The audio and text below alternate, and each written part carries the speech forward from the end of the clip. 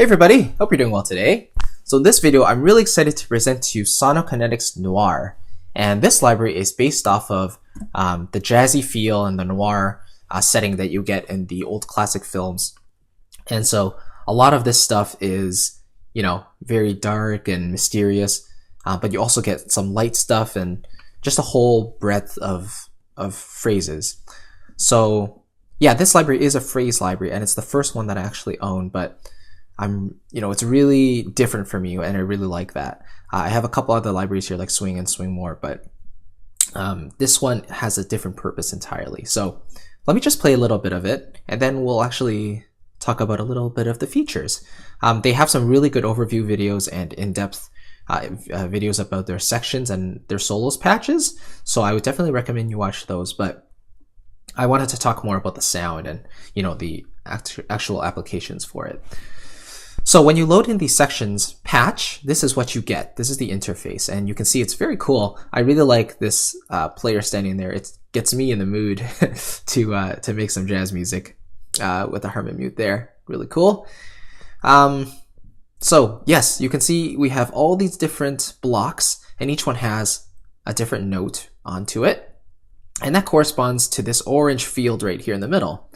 So you can see this C right now is opened up because I have the C selected. And if I play any of these other notes, that box will show up. So let's start. Let me just play the C. So you can hear a really pretty recorded phrase. Okay, let me try another one.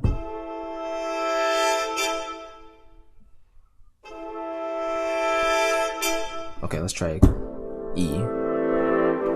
How about A? And how about B? That's so cool. All right. So what you notice actually is that all of these phrases are in the key of C, okay? And that's because this here at the top has been selected as C, but we'll get back to that in just a second. The point is that don't expect that when you play like a C sharp, you'll hear a C sharp somewhere. You won't. You'll hear the phrase that has been mapped to the note C sharp. So all these phrases are basically orchestrated and played in one specific key. They're played in all the different keys, but at the moment they're playing all in C major. So this blue section at the bottom, however, allows you to change the chords. Change the phrase key either midway, any point through the phrase, or when the phrase returns, when it repeats, you can hear it in that different key. So let me just give you an example. So I'll play the C again. So right now it's in C major. And now I'm gonna play C sharp major. And you can see in my left hand here at the blue section at the bottom, I'm playing a C sharp major. Okay? So let me do this again. E minor now.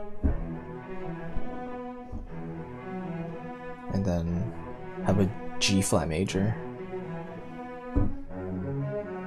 So I'm a little off time there. I'm clicking a bit early. That's why you heard the last bit of the phrase jump up there. So let me try to get this on time. That was a little late that time, but it doesn't really matter because you can always shift after you recorded it. Now the really cool thing about this is that you can play phrases simultaneously. So that means like 2 or more notes can be played together and it'll all sound good because the phrases will match the key of whatever chord you played in the left hand, right? So let's play, for example, C and C sharp.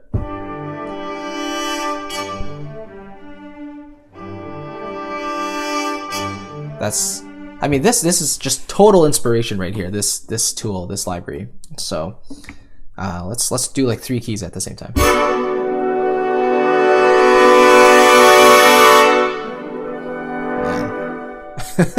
Let's try some other ones.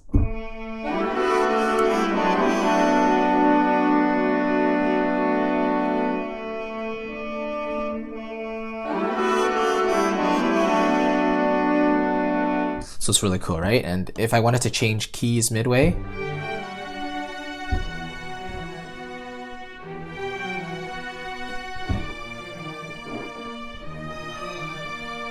so you can get really creative with it. And right now, all of these phrases are, like I said, default. But what you can do is you can actually click on each one, and it'll actually take you to this page over here. this will allow you to select between the different phrase styles. So for the strings, we have all these different sections, and right now it's on footsteps. So if you wanted to hear a certain phrase, you can click the speaker. So obviously something mysterious and dark, right? This is the one we've heard already.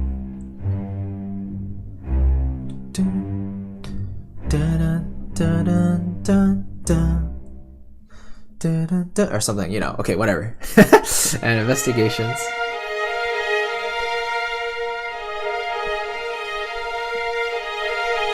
Very cool.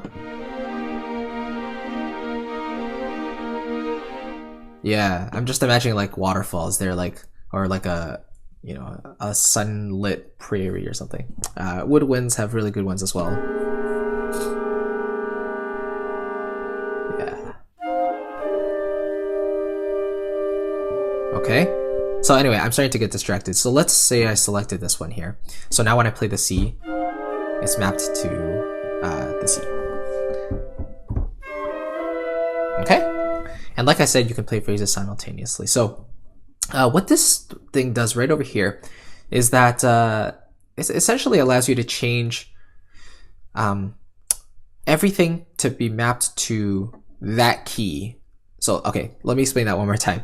So let's say right now everything is in the key of C major because I have everything selected on C. If I select D now, then when I play C major chord in this left hand here, like that, and I play a phrase, it's going to be D major, or D minor in this case. So let me try this one more time.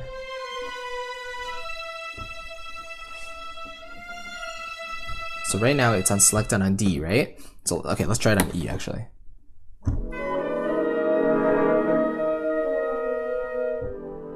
So right now I'm playing a C major chord in my left hand, but I'm getting E minor because everything has been shifted up a minor third. So if I play like an F major chord, I'll get like an A minor, essentially. So that's how that works. It's really cool.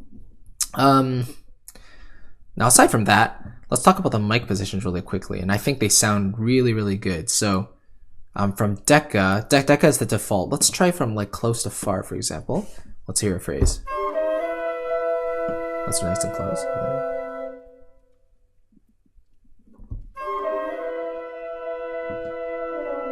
Right? So it gives you a lot of options. You can try Decca to close.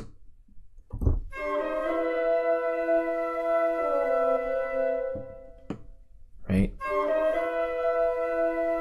So you can mix and match to your heart's delight. And what's really cool actually is that you notice the sound in general doesn't really have a cutting edge to it.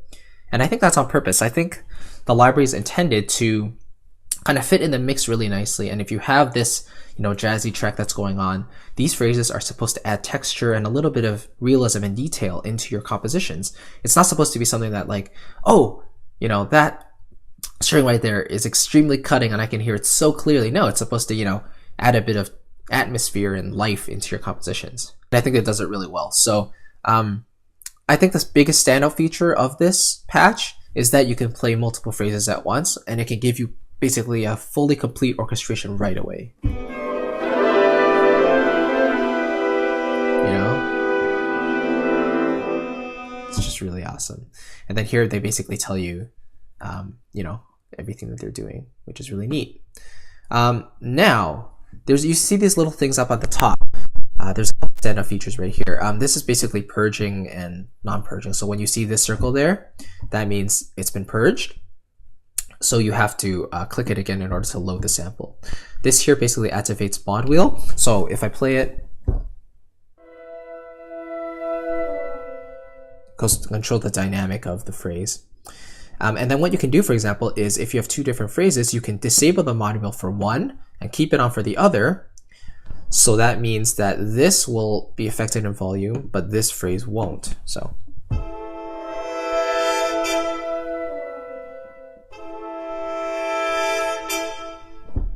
Right? So I think that's a really interesting feature as well. So there's so much you can do. I'll skip ITM and the plus minus. Plus minus was the this part right down here. This here is the Notated View, and this is basically showing you the orchestration of what exactly is happening. So you can see flute 1 is playing doo doo doo, clarinet is playing doo doo doo, and then bassoon 1 and 2 is playing doo doo doo doo doo doo. I think that's so helpful when you're trying to learn what exactly they're doing. And this is amazing here. You can actually drag the MIDI files to your DAW. So, you know, if I wanted to drag this over, I could actually drag it over, and I'll actually show in separate tracks, you know, these right here. It'll show you in the MIDI data that it's starting at a C and it's going down to a D sharp and then an E. So again, a really, really good learning tool. Okay, so let's move on to the solos. So let me just load this up. So far you can really tell that the overall sound quality is really pristine, and I think in general it's a really good layering tool, and one that again gives you that great sense of realism. So, oh, I forgot to mention on the other on the sections page, if you click the O of Noir, you can randomize everything, so you'll get a fresh new batch of phrases that you can play around with. So the solo sections kind of work the same way, in that this yellow part is basically corresponding with all these blocks here, and every four keys are mapped to one single instrument. So let me kind of show you what that is. Sorry.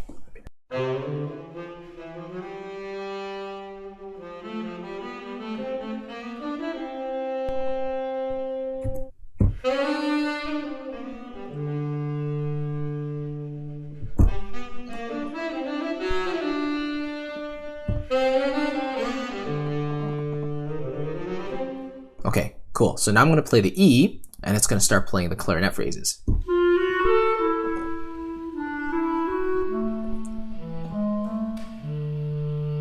You hear that little click there? That adds that bit of realism in there.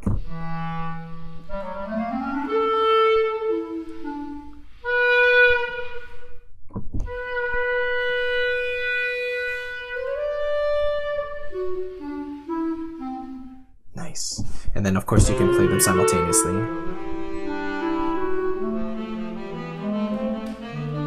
So, and then we have trumpet here with harmon mute. Sorry. Oh, sorry, I played the piano in there too.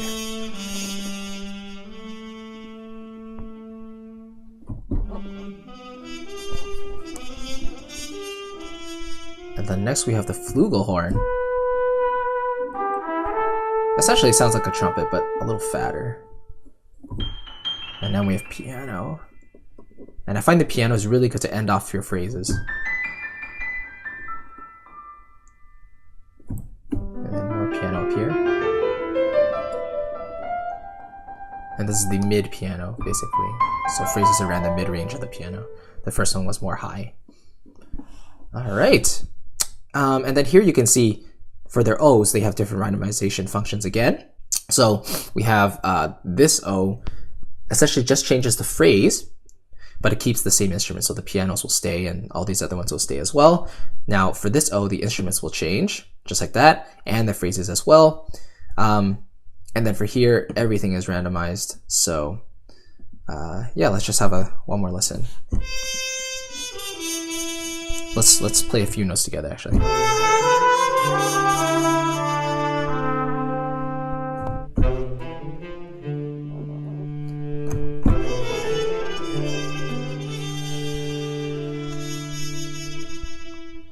You know? Let me just change the key as well, actually.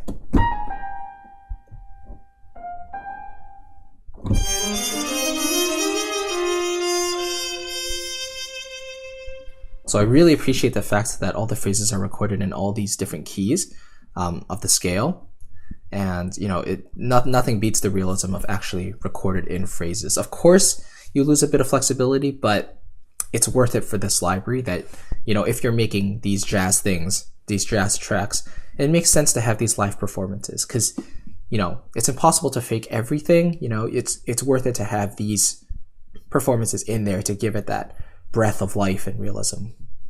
And just like in jazz, you know, when you randomize things, that's exactly how, you know, jazz players do it too. They improvise, they come up with whatever is in their head, and they just play it, and it sounds amazing. So this is channeling our inner jazz musician. Okay, so I think that's basically it. You know, the solos and the sections, it gives you basically everything you need to throw in a good phrase or couple phrases into your music.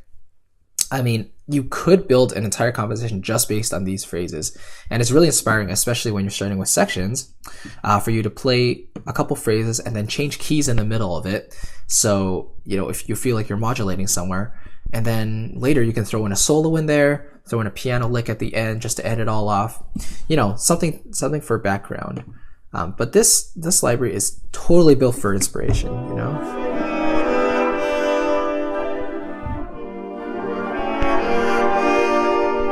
I mean, for me, that inspires me right away to come up with something after that.